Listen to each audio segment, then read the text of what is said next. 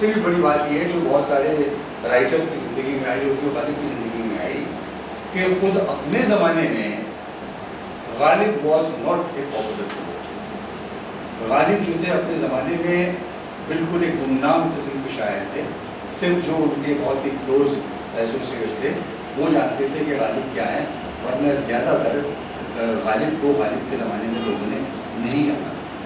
اس لیے غالب نے یہ ریئلائز کر لیا تھا کہ ہی از اے فیوچرس پوئٹ. وہ اپنے زمانے سے آگے کا شاعر، اور اپنے بارے میں انہوں نے شعروں میں بھی ایسی ہی بات کی. ایک شعر ان کا ہے، میں وہ سنا دوں آپ کو تو اس کا مطلب بتاؤں گا کہ ہوں گرمی نشاط تصور سے نغمہ سنج. تصور imagination, Nishat ecstasy, ecstasy of imagination. He lives in the ecstasy of his imagination. اور وہ امیجنیشن کیا ہے؟ وہ imagination far beyond his time. ہوں گرمی نشاط تصور سے نغمہ سنج.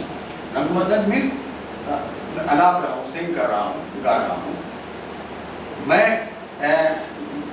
اندلیب بلبل ناآفریدہ ہوں. اندلیب از دا سنگنگ برڈ. میں اندلیب گلشن ناآفریدہ ہوں. گلشن از گارڈن. گلشن ناآفریدہ the garden which is yet to come up. تو وہ گارڈن، وہ باغ جو ابھی لگا نہیں ہے، میں اس باغ میں گانے والا پنچھی ہوں. تو اس کا مطلب یہ کہ میں فیوچر کا شاعر ہوں، جس کو ہمارے اردو میں کہتے ہیں شاعر فردہ، کل کا شاعر.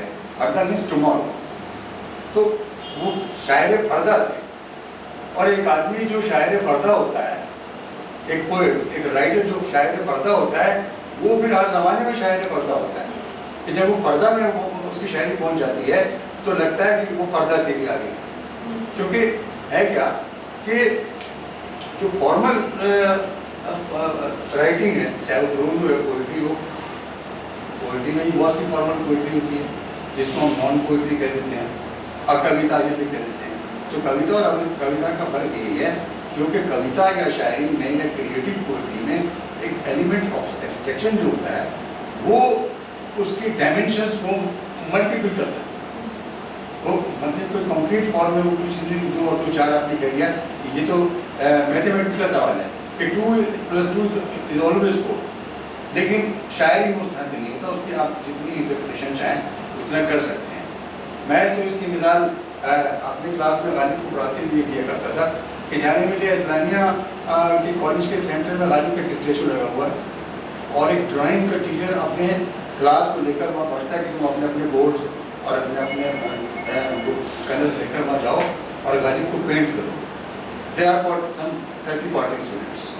وہ سب غالب کو ڈرا کرتے ہیں. ایک ہی اسٹیچو ہے but there are 40 different drawings of the same statue from the angle of every person who is drawing Ghalib from his angle, from that angle. تو یہ کریٹو پوئٹری جو ہے، کریٹو رائٹنگ جو ہے، اس کا سب سے بڑا کمال یہی کہ کتنے اینگل سے آپ اس کو آبزرو کر سکتے ہیں اور کتنے اینگل سے آپ اس کو دیکھ سکتے ہیں.